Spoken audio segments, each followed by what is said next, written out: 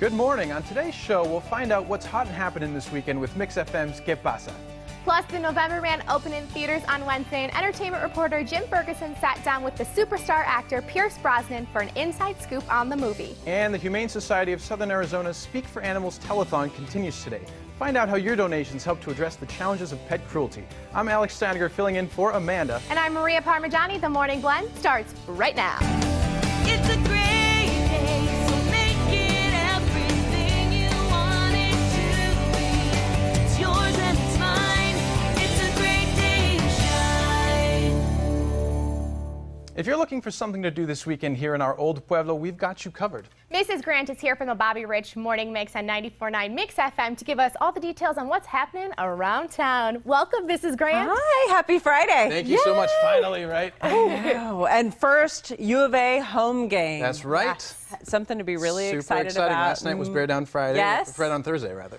Yes. Well, they call it Bear Down Friday. You know, it's that thing. I think Labor Day shows up. You end up with a weekend, you know, this long weekend, a little and it throws mixed up. everything off. Yeah. It's like games are usually Saturday night, Bear Down Friday is usually Friday, and everything just shifted. And that's okay with me. I agree. Because it should be a great game tonight. They're playing against UNLV, the Running Rebels, and kickoff is 7:30 at Arizona Stadium. Nice. So it should be, and you can still purchase tickets. You can I like to go to ArizonaWildcats.com, and then I can look at the schedule and the roster, and you can actually purchase tickets. Nice. You know, I haven't been in there since the renovation. I heard it's going to be really Oh my nice. gosh, so incredible. That big screen that they put. One of the things that I found most impressive was I remember watching coverage on KGUN 9 one day, and it was right after they had had the screen put in and people were tailgating on the mall. And the shot, you could look over their shoulder, and from the mall, you could actually see the game display. on that huge screen from out in the mall where the tailgating was. It's super high quality, right? Oh yeah, extraordinarily high quality, That's boy. exciting. It just makes you more excited about the whole Rich Rod era and this team, and everybody's fired up. So I'm really looking forward to it. too. 7:30 tonight at Arizona Stadium. Sweet. So that's one of the many things that is going on. You guys are aware of the Boneyard. We like to call it the Boneyard Yes, of down course. at Davis Aerospace. Mountain. Yes, exactly. It's otherwise known as AMARG, which stands for Aerospace Maintenance and Regeneration Group. Nice. The military does love their acronyms. They do. Really official names. And it's like, oh my goodness. Well, usually you can't tour that. You can go to Pima Air and Space Museum and you can tour and do that kind of thing. Well, they're doing a Labor Day Saturday tour. Ooh. Which is very cool. It's this Saturday. It actually starts at Pima Air and Space Museum. That's where you go, and they put you on an air-conditioned bus. It's $7 for you to tour. They're running Super cheap. 4 different ones on Saturday, 10 a.m., 11:30 a.m., 1:30 p.m., and 3 p.m. And you realize that it is much bigger than you think it is as you're driving down Kolb Road and you're looking over there It's like at these things. 4,000 planes, isn't it? Something like that? Yes, 4,000 planes on the property, and you get to stay in an air-conditioned, bus and tour the whole thing. So it's Nice. kind of cool. For $7, start off at Pima Air the whole Museum. family, right? Yeah. Yeah, I was going to say, what are the ages? All Absolutely. ages? Yeah, all yeah. ages. Absolutely. Because you're going to stay on the bus. It's not like you're going to be running around on the property. Yeah. Although I have pictures of myself at Pima Air and Space Museum. Every plane that had one of the little teeth on the front of the plane, I managed to go stand love behind to make those. it look like it was It eating reminds me. me of Mickey Mouse. For Exactly. some reason. I don't know why. It's For some reason. It's probably something that you watched as a child. Probably just coming back to me. Just I know floating. for me it's like Bugs Bunny cartoons and things like that. Maybe that's what I meant. It could have been, for all you know.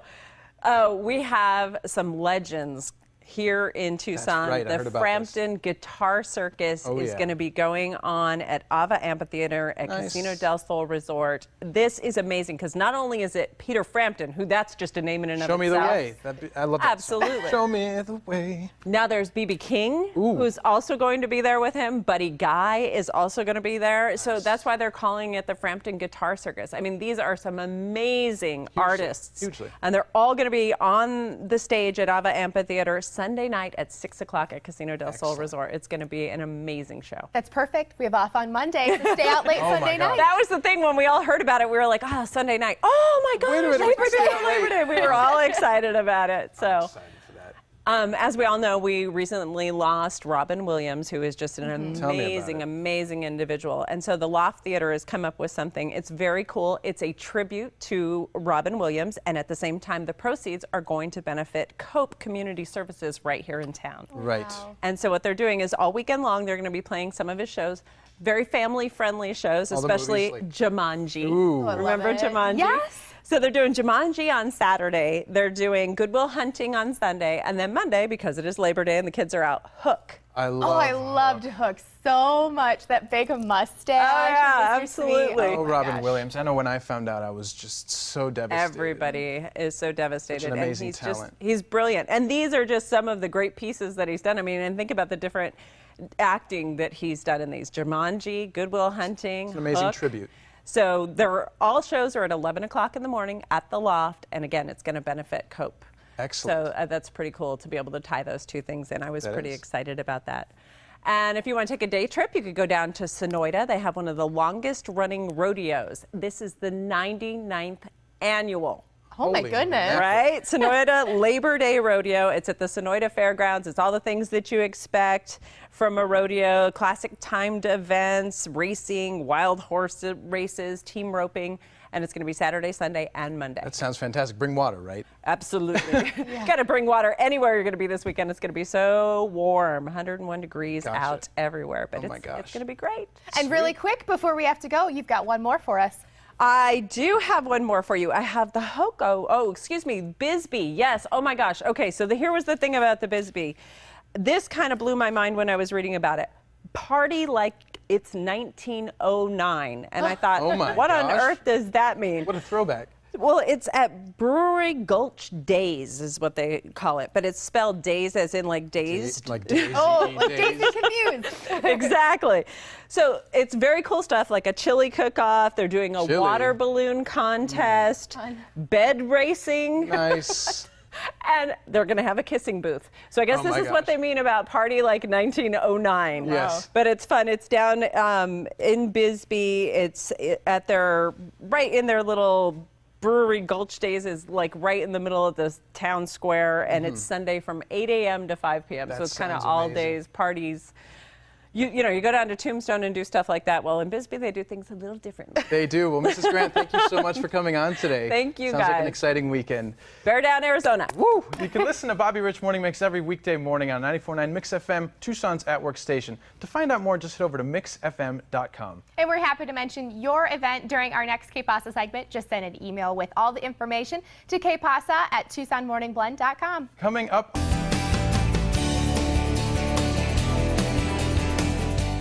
Building a strong drug-free community is a shared responsibility, and our next guest makes it their mission to educate parents focusing on the South Side neighborhoods about being good examples for their children, especially this holiday weekend. Diana Jimenez-Young from LPKNC is here to tell us more. Thanks so much for coming on today. Thanks for having me. How you doing today? I'm doing well, thank you. Great. So tell us, for the viewers who haven't seen LPKNC before, what are they all about?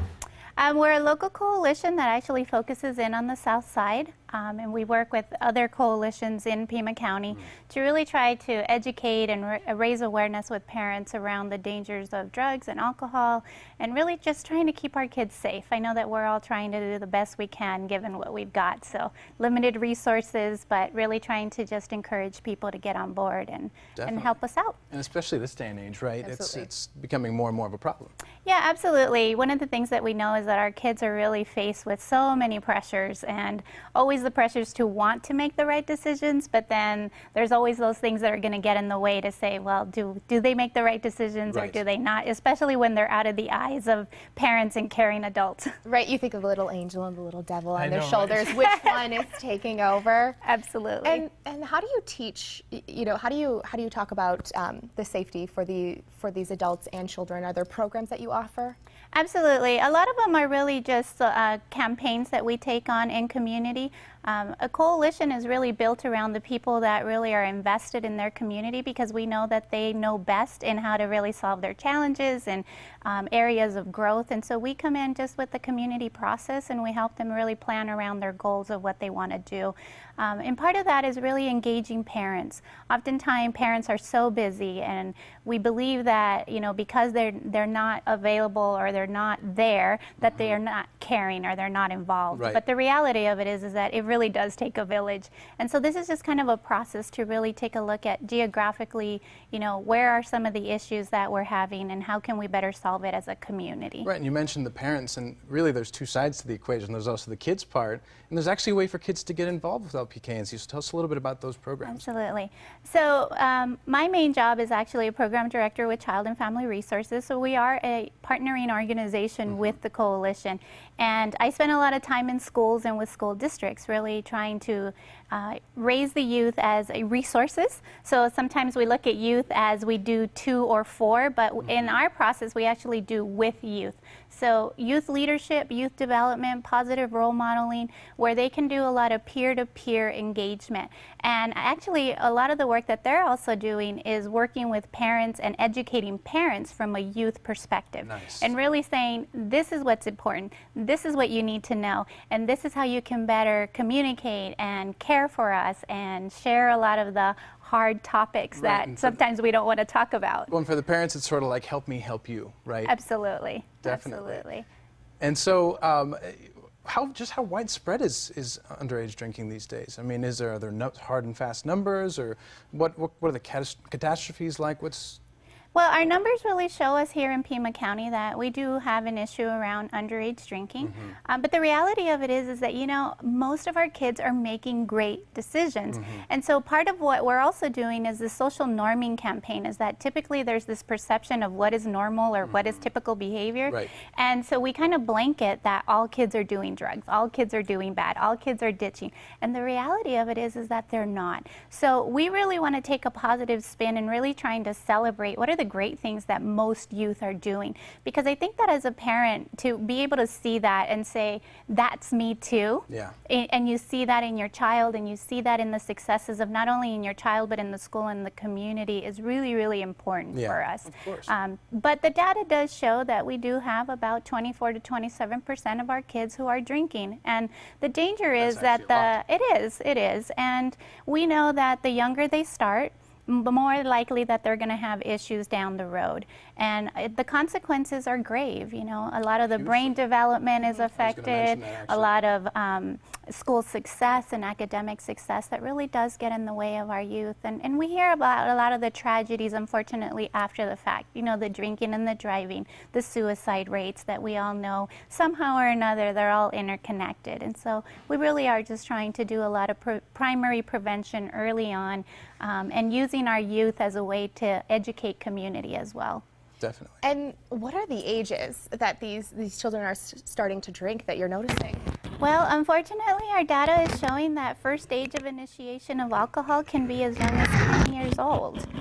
First age of initiation of marijuana use is about an average age of 12 these days. Oh my gosh. And so we are seeing it younger and younger, and that is why we are concerned. You know, there was a time when we were only working with high school youth, and now we're saying, okay, middle school, and now there's this concept of how do we catch them even earlier than that. So we really are encouraging parents to really talk with your children. We know that it's tough, but we're here to help and to support, and we're here to say, what are some simple ways to be able to do that, to connect with your kids, talk to them about the stuff that's important to them, because we don't know what that is, to really care for them. And when we say care, it's really a different way for us to say, check in. Who are they with? Who are they hanging with? You know, who are their friends? Exactly. And use time in the car, because we all know that we spend so much time in the car, It's a you great know, point, actually. getting kids to places and to just say, you know, use that time to communicate with them. Kids really just want to be listened to, and take that opportunity to talk to them about who are their friends, who are they hanging with, Right. what are you going to be doing this weekend, Just what be do they aware. hope to get out of that. And even with our little guys, I think that we can really begin to really build on the family values. We're not here to tell families what their values are. We're here to say build on that as a way to begin to have those important conversations so early on, so that hopefully we are making a difference down the road on that data that we're not seeing 10-year-olds drinking early on. Absolutely, and I'm sorry that I have to stop you right there because it is such an important subject. But LPK, thank you so much for being here. I almost brought you. Thank you. I mean, wonderful. LPKNC, the Liberty Partnership Keno Neighborhoods Council, reminds you not to serve alcohol to those who are underage this holiday weekend. For more information, call 623-3533 or log on to lpknc.org.